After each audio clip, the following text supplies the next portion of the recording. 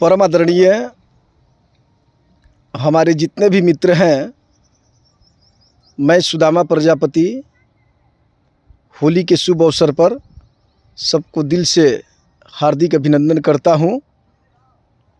मित्र, आज होली के शुभ अवसर पर एक शराब पर कविता लिखा हूं और वह कविता आपको पेश कर रहा हूं। अगर कविता अच्छा लगे तो मेरा चैनल को ज़रूर लाइक करिएगा। दारू में गुण बहुते बाटे मेहरारू से जूता खाई ना। दारू में गुण बहुते बाटे मेहरारू से जूता खाई ना। 6 बजे सुबह उठ के टाइट फिटिंग हो जाई ना। दारू में गुण बहुते बाटे मेहरारू से जूता खाई ना। दारू अगर ना मिले तो गांजा पे काम चलाई ना। दारू में गुण बहुते बाटे मेहरारू से जूता खाई ना।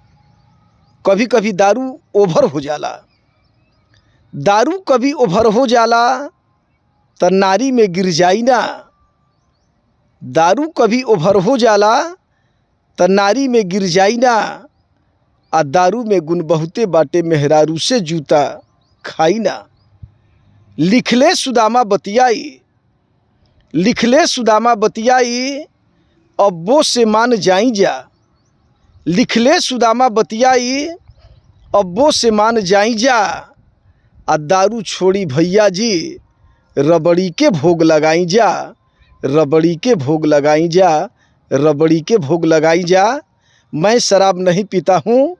I am not drink wine.